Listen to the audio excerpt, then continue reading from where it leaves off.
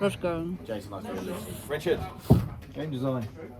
Yeah, I mean, game's been going on for 14 years now, so it seems to have legs. With some games I've played in the past, I'm going to reference Guild Ball again. They seem reasons they seem to quit is they seem to write themselves into a corner, whereas Guild Ball seems to have a lot of design space. Why is that? Is that down to the nature of the core rules? I think part of it is that we've seen what other people have done. There's especially things like I was there for War Machine 2nd and 3rd edition, and there was so much bloat that there was literally models that you could buy, and there was no use for them in the game. And then some of them were like staples at one point, and then 6 months later you'd never use them because they brought something else out, and every release would invalidate a previous release because there's just so many models and the bloat was huge, and it meant that all the factions were massive, and we've really tried to avoid that part. So we've always got new things to be releasing, even for factions that are very full, because we're doing something different. So like the funeral party is for Prefecture, because nobody wants us to release another 6 samurai for Prefecture. They've got enough and they do everything you would possibly need. So we're a funeral party with 4 samurai. Well, special samurai. Yeah. And then the same with the other theme boxes. We're doing something a bit different for every faction that faction doesn't usually do. So it gives you a new play style without compromising the faction identity, because we're not. For example, the Queen of the Kitsune doesn't go in a monk list. So Yes. you don't have that overlap in Temple, which might be a bit of a problem. We don't want Temple ever to become a problem faction. That would be crazy. More than they are already. You nearly lost that drink everywhere, didn't you? So we've kept her to her own theme only. And yeah, Gordon's very much aware of he doesn't want faction bloat, but he doesn't want to stop giving new things to people who have the older factions. So it is something we've been looking at. Resculpts is another thing. Like we did the resculpt for Hagani and Hero, and everybody was really happy with those, and they got an enhancement card as well. The cycle decks are another good thing. You don't have to put in a new model that's going to either invalidate something else or be useless. I think that was the Guild Ball problem in the end. Like we brought out a new player for this team. Well, it just replaces this guy. It does nothing else. So now this guy's useless. I don't ever have to use him. So yeah, from my point of view as a rules writing thing, that's definitely what's been going on between Gordon and me, and partly with Ben as well. So I don't know what you guys think. Was park creep ever a problem for you? Was what, sorry? Park creep. It is. Yeah, it is a problem for everything, because even if you bring out a model that is demonstrably worse than everything else, you are still increasing the power of the faction because there's more options. So as you go through an edition, every faction gets more and more powerful. There's nothing you can do about that. If you release something new, the faction has more options, therefore it's more powerful, even if you release a rubbish model. So it is a problem, but we've never done the Games Workshop thing where we've tried to use it to sell models. Or create an arms race. Yeah, we've never sort of said, we'll release this, and then that means your opponent's going to have to buy this, otherwise you won't be able to keep up. Well, not intentionally anyway. I've always said there is no power creep in Bushido, because power creep has a specific definition to me, which is the intentional increasing of power of each new release to force you to buy the new release. Yeah. And we don't do that. The only way to curb it eventually is to do a new edition. And so we did the new edition, when was it? 2019? 2 years. Yeah, it was just before Oh, it's that COVID. So we did that, and then we did 2 years ago, I think, a balance pass, which did a bit of a refresh on the whole thing. But again, there we mostly brought up subpar models to be more usable. So that is, again, it is increasing the power level of the game, but it's not something we're not saying you have to buy this. It's just so I wouldn't consider that we have a problem with power creep, but obviously the power level of the game is always good. I think something has to be said for the community as well, because I think as a whole, it's quite good at self-moderating. You know, I think from what we see here, you know, the Temple this time last year was the broken faction, but it wasn't like everyone was playing Temple. I think a lot of people play the game for a lot of different reasons. But yeah, just the community is good as well, which helps it really. It's not sort of people decrying the game because one faction's doing particularly well, and equally it's not everyone jumping on that one faction because that faction's doing well. And that might be to do with sort of the size of the player base being, you know, considerably smaller than Games Workshop's players or whatever. But yeah, so I think the community helps out with it as well. On that, with the talking about the community and also talking about, you know, things like power groups and stuff like that. I'm looking at the numbers for, and I know obviously today we talked about how it was a bit of an odd timing for our tournament today, but there was 21 players in the end, and with the German Masters has been announced, they're at 60 players and stuff like that. And obviously Bushido is a much smaller game than a lot of other games, but still it's still, you know, quite a small community.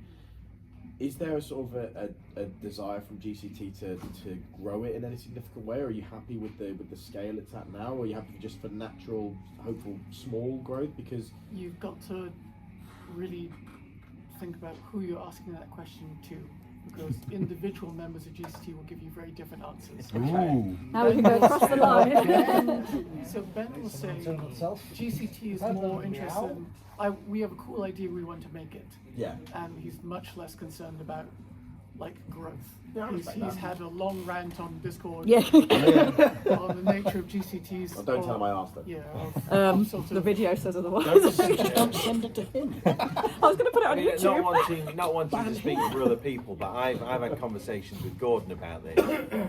Sort of the last remaining initial from the original GCT, and again, I think he almost echoes Ben's feelings a lot of the time, in that, you know, he's not interested in this becoming the next big thing. It's, you know, we're making a cool thing, people like what we're doing, and we'll keep doing that as long as people like it. So why sort of try and make it more than it should or could be? And I think that's why the game has stuck around for so long as well, because there's not been overreach, there's not been sort of, oh well, let's change this because we need to make it better, you know. Or more appealing to a mass market. Yeah, absolutely. Yeah, I mean, absolutely. I don't know about the absolute numbers. It's also like probably, I mean, it's Gordon's business to know about the numbers. It's not my place to know about the numbers.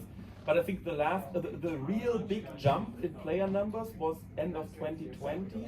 Yeah. Correlating a little bit with the end of Guild Ball, because a lot of influx happened then. I know that you said at the time the Discord members tripled or something like that. Yeah, when they said something was coming, it turned out it was Bushido. So I'm not talking about the absolute numbers, but what do you think compared to the beginning of the edition? How much has the player base tripled, doubled, quadrupled? What? Just from a feeling. So how do you measure that? Sales, event turnout, or a player base? I'd say. Vibes. cool I would say vibes? the general spread of Bushido, I would say, be a minimum of 4 times what it was at the end of Risen Sun. Yeah. At the end of New Dawn and into Risen Sun. We do have a slightly different sort of demographic though, because we're bigger than Guild Ball ever was now, but we don't seem to have the tournament players that Guild Ball did. Yeah, So I think that's this, a very fair assessment. this kind of event, like when they ran Vengeance, they got 120 120 players. players. Yeah. I was here at Element Yeah, Games for 128 players Oh, playing a regular Guild Ball tournament. So yeah, I was here for that, and I didn't play in it, but I was here for it and saw it. We obviously don't get that many for our tournaments, but we know that our player base is bigger than Guild Ball's was when they were getting those. And that actually, in a lot of ways, is a lot more important, because whether it's true or not, but Guild Ball, the reason they stated was they weren't onboarding any new players, they weren't seeing any real growth, any real sales from any of them, and it's just because the only people who were really playing it were the tournament players. So This stem back to actually, the growth argument. yeah. They're striving for growth. But they weren't getting it. GCT aren't striving for growth. It was like, oh, it happened. you've got a bit of weird juxtaposition there, because you've got a much smaller number of models to balance, so therefore you have probably tighter balance. You have tighter balance overall with Kill Ball, because you have less models to try to balance it. But also means that you've got less models to sell. Exactly, yeah. And once everyone's got the team that they're interested in, it's a smaller pool of models for them. Yeah. And frankly, I think every company would rather have a lot of people playing their game, and who cares how many go to the tournaments? 9 times out of 10. I mean, tournaments tend to have a bad rap, and everyone who, like me and some of the other new players, we all turned up and were like, "Oh, people are nice in this game." Like, that's a good thing to have. I have never had a bad experience at a tournament of any competitive game. I have always had really friendly people, even you. Like,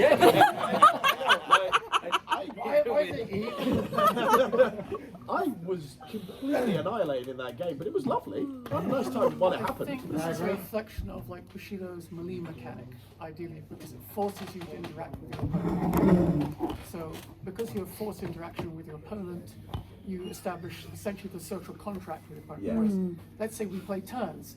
You can go have a coffee, disappear for 40 minutes, come back, and like, you have 3 miniatures left. Yeah, when I come back, tell me if I've lost.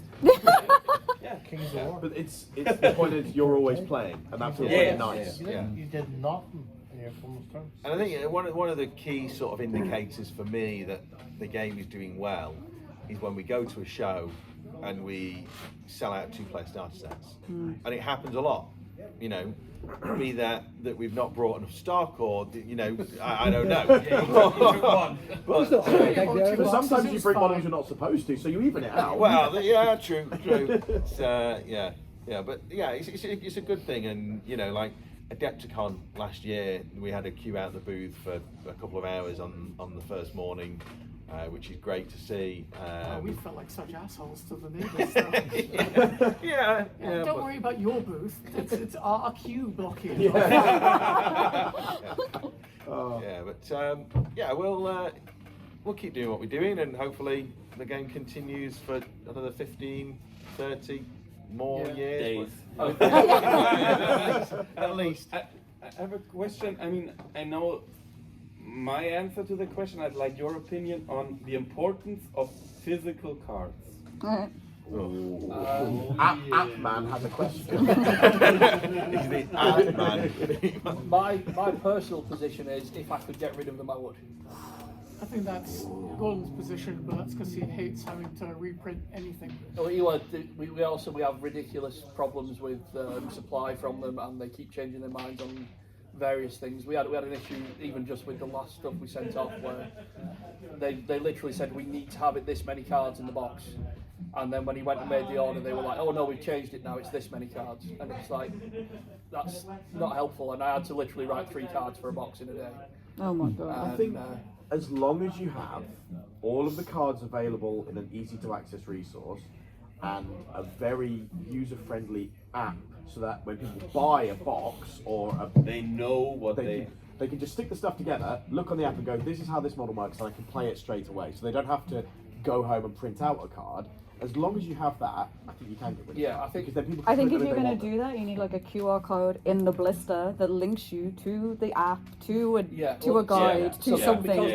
Because we've got the faction slips, it could just be a QR that links you to the PDF for that entire faction. Yeah, something like that. As long as that's in the blister that the new person buys, or the box, or the starter set, or whatever. You have bought this model you might be interested in.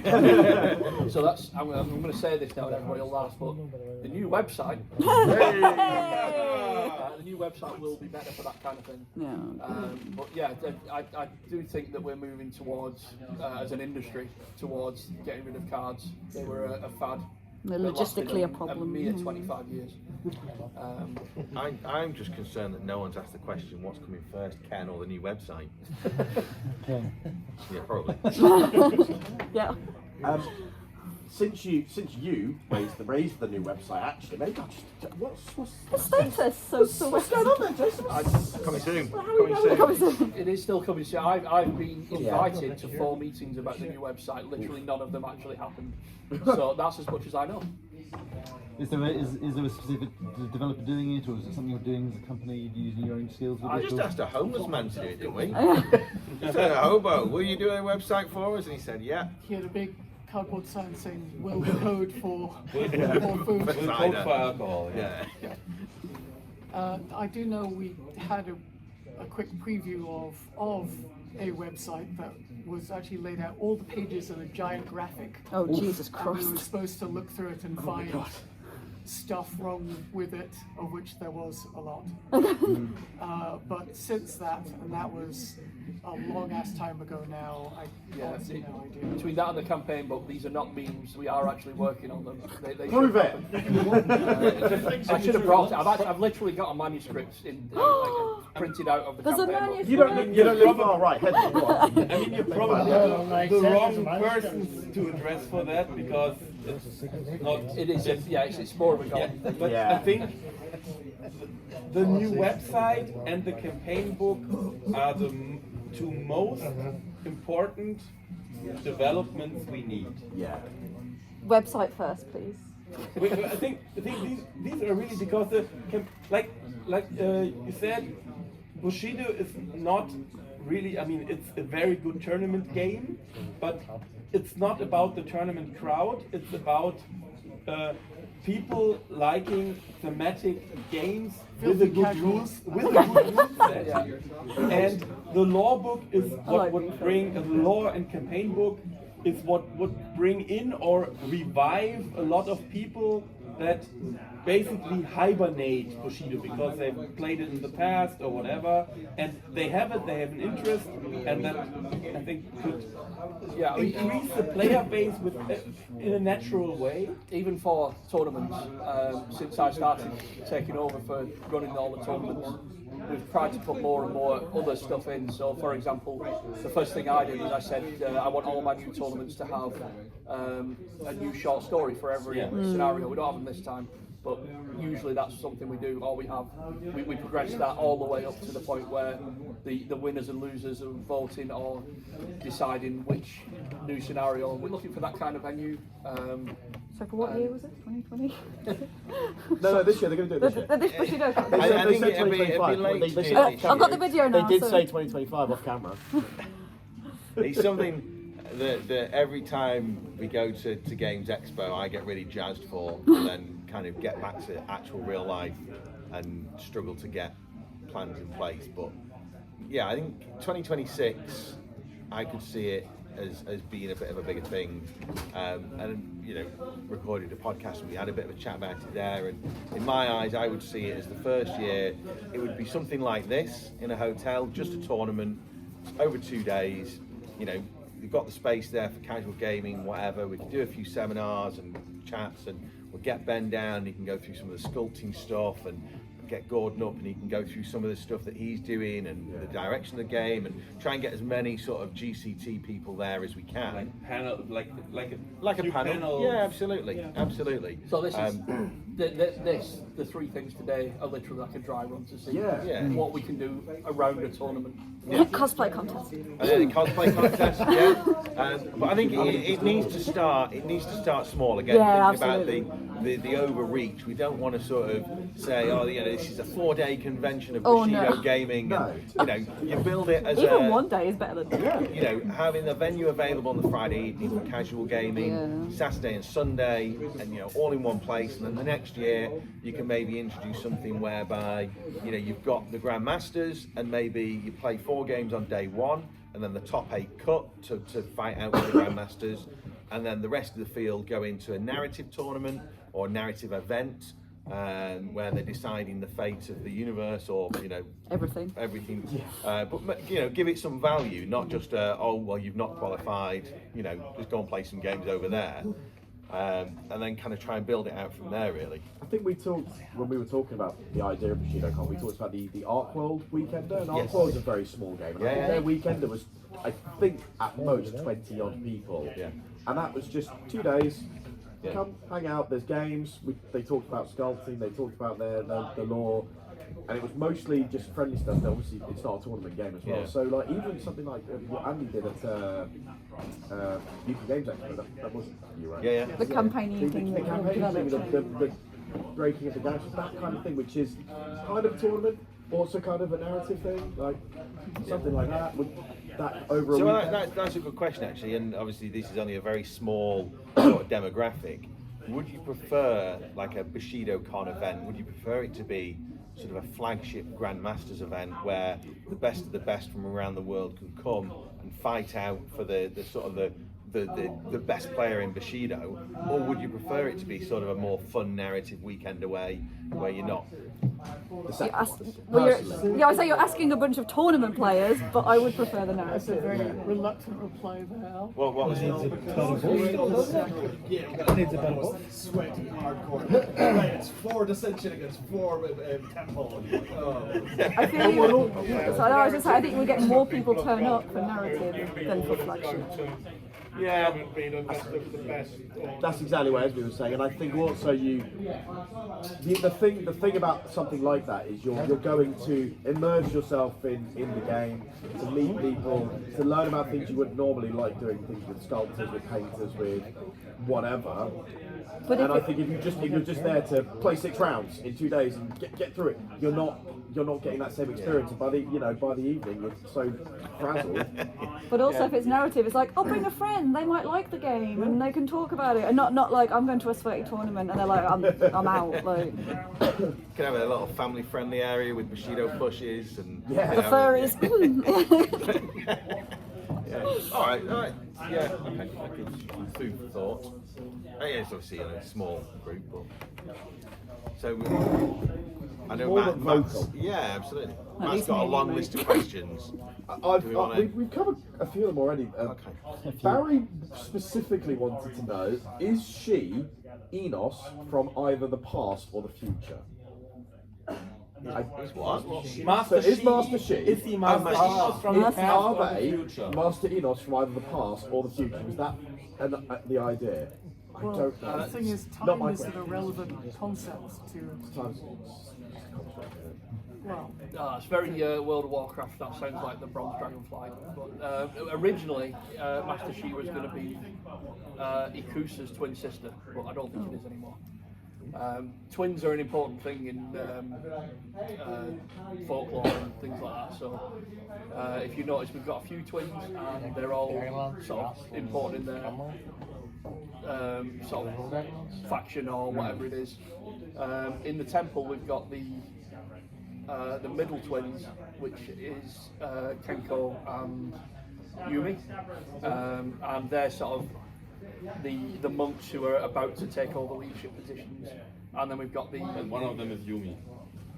yeah. And People are sleeping on Yumi. Kenko. I love you, man. People are sleeping on Yumi. She's actually really good. Separation of the lore and the game. Yeah. There's lore in this game. Yeah. If only we had a book of Show, that. give them the book. We've got the student twins who are the up and coming. They're the next generation. So I said there should be an old set of twins, and I thought it'd be really cool if one of them had fallen, and maybe that's the reason that the Joar Isles are in the state they're in. But they decided that was too big a thing to attach to just the producer's sister, so we didn't do that in the end. But I thought it was a cool idea. But it does mean it's not Master Enos. I'm sure you got the other connection though, that Master Enos's first attempt at a pupil is in the Kinshi faction. Cool. He's a bit afraid of Enos, though, isn't he? Yeah, well, I'm gonna give him some of that and some of that when he shows up. Is there any option to bring in like when War Machine they had like the same name character but as a different evolution? So like, we did that. Epics or Yeah, veteran players. we did that last edition, Cards? Is that we just brought out new cards and used the same model. Yeah. And this edition we've only done it with Hiroto. So it's possible, but we just haven't felt the need yet. I think the way, Problem. I mean, if you look at like from a that- narrative perspective, like so as the story goes on, changing somebody's. Yeah, so what we've done this edition is we've used enhancement cards specifically from the cycle decks. So you can only have one cycle deck. So if, for example, Hero has got, from the first cycle deck, he's got the air cards because he's heir to the throne, and in the second one he's got the Daimyo of the Dragon Clan card because he's ascended to the throne. So you can only use one of those. That essentially tells you where in the timeline you are. I quite like the second decks actually, so I know I like that idea too. Yeah, so we've done that instead of it. Originally, Hiroto was going to be just the same Hiroto and with a 10-point enhancement card to give him all the extra stuff, but it actually was more than would fit on a card. To just say he gains all this stuff, whereas we can just rewrite the card. I've known the two games that had this epic thing, that's War Machine and Guild Ball, basically. Well, there's nothing in War Machine that Guild Ball didn't do. Is there? Yeah, and both concepts had inherent problems with basically the two models excluding each other, and if one of them was straight better than the other, it was just a replacement and not an option, and that's very easy to fall into that trap. Because of course the two models can't be too separate or too different because you still want to convey this feeling of this is a transition of the character, so they have to do similar stuff just with a different twist. And if one twist is better than the other, you have a problem. My thought on it is, in fact, I played Circle in War Machine, so this is going to mean nothing to anybody who didn't play War Machine, but it's hard. Circle, well, it's not. There is no hard. Circle had the best and the worst of this. Kaya did the same thing in all three iterations and just got better as she went along. So Kaya 2 was just better than Kaya by a long, long way, and then Kaya 3 was a bit better than Kaya 2. Whereas Kruger did something completely different, but the theme was the same. He was always a storm guy, but when he changed from 1 to 2, he went from an infantry destroyer to a control caster. And because he did something completely different, it meant that you could actually still have both of them and they were both valid. So that's sort of where I draw, if we're going to do something like that, that's where I draw the inspiration from and say, let's just start from scratch, but with the same theme and see what we come up with that's different. Well, the two Hirotos are different enough that they still be both Jews, don't they? And they're both in different factions. They cannot, basically they exclude each other. If you want to have one, you can't have the other, just because they don't work in the same faction. Yeah, I did make a slight mistake. If I hadn't put on, this has actually become up a problem in lots of places, but eldest brother really shouldn't have the thing that says that he allows Hiroto. If I didn't do that, they wouldn't have needed the hatred rule because they would literally have been completely separate.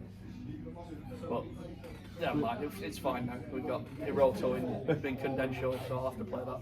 It's where the cycle decks are quite interesting in terms of the breadth of the two areas on the options that are available within the decks. Makes it very hard to go.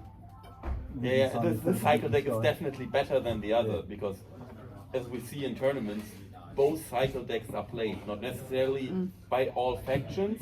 Like some factions only play one or the other, but it's not like there's a lot of factions that really have to decide actively which one they take, good thing about and the decks, there's a lot of factions that always take one, but there's another faction that always take the other, and we originally intended to do one a year, and that obviously we decided that was way too much. But I think the cycle decks will really come into their own when there's three, and that'll make much more of a decision because we've seen what the other two do, so we can really tailor the third one a bit more to make sure that it's a choice. Is there any intention of bringing the first cycle deck up in number of card to match the second one? No, we won't change the deck now. Have we seen the third one this year? Or? The file for it's almost complete. I think it's like 75% film. It's the year cycle thing. I can't remember what name it'll be next. Like, Oh, it's not really. We don't necessarily follow the thing for it. oh, okay. Yeah. Weeping Sky, we decided to do that because it was the two pilgrims. Ah, So it was literally the sky god was weeping because his daughter was sliced in half. Make you cry. no, he has two daughters. Could it be a Bob Ross Happy Little Cloud? Happy little accidents. Yeah. Have you got any more on your list, Matt? Oh yeah, of course. But I don't want to just. Does anyone else have questions? Does anyone else have another question? No, Take one from the list. Take one for the list. Maybe it'll spark something. This is Barry wanted to know. I think this is one for you, Andy. What is the Fox's mission each one? To make sure everybody's doing what they're supposed to be doing according to their Dharma. So if you're supposed to be a priest, they're going to be like, Priesting. are you priesting? Let's put some priest stuff here and some candy here. Candy, we're going to kill you. But if you take the priest stuff, great things will happen. We might kill you later. This guy's a serial killer, but he's supposed to be a serial killer, so we leave him alone. Well, literally, Yeah. literally the story is, oh, the savage wave are killing everybody. That's what they're supposed to do. Yeah, they're good. They're good. That's fine. That's what the savage wave do. Only kill everybody. That's their job. Like, it should be noted as well that nobody told them to do this. Nobody knows why the Kitsune have taken it upon themselves to enforce everybody's. They're that kid in the class who's like, I'm actually going to be the one who's checking everyone's doing what they're supposed to be. Yeah. It's like, that is my job. They're making sure everyone is doing So the they, correct basically, way. they are the ones reminding the teacher that there was homework. Yeah, there's a, oh, we're supposed to have a quiz today, miss. Yeah, there was supposed to be a quiz Shut up, today, Steve! Lawfully. Follow-up question. Are there more foxes coming? I think someone is. At least Someone's... one, because someone won a Grandmasters with them, yes. right? Ah, nice. Yes. I'll give you a little hint. At least 3 because somebody won a Grandmasters with them. Ooh. Wait. And I'll give you another spoiler. I'll give you another spoiler. There was a fox in the 12 Days of Christmas. Ooh. I need to go back. To go back and I check. didn't know we had art. I'm sure you're all overjoyed at the thought of more Kitsune. As long as they're not as restricted. I was like, I want to use this one. Yeah, I mean, as a mini multiplayer, you're like, yeah, bring on the Kitsune. I got resistance. It's like the worst matchup Kitsune can have. One of them Yeah, that like definitely. can square up to you. This is fine. I've played a lot of Kitsune, Yeah. and it's by far the worst matchup I can imagine. It's just, I didn't know Yeah, that. I'm fine with that. yeah, I completely agree. We also If I'm going out 1-2 with my Kitsune against Minimoto, I'm fine. Yeah, it's a really bad matchup. This is the one with the shovel. He's not one of those guys, isn't he? He's one of those. Yes, shovel. You should be gardening. Here, have a trowel. Yeah, gardening fox. I'm going to give it the Fox emoticon now because that's basically confirmed.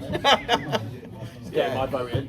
Well, we were again when we were recording the podcast. It was quite interesting that only sort of maybe 1 or 2 of them had the correct faction guess on them. And I was amazed that all like people going, oh yeah, it's going to be this. It's like no, it's really not. But yeah. So. It's just so little information, they're little rocks. I'm Well, looking forward to the gardening trowels. So. Yeah. In a similar sort of lore vein, we've obviously got these celestial Azura coming down, or one. Sujobo sorted that out.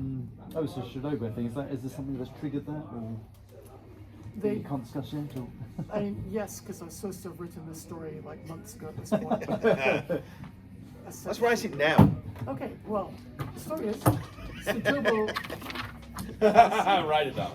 Sujobo has been going around collecting the secret scroll of Kiyohara and blowing things up to make 2 of them. Yep.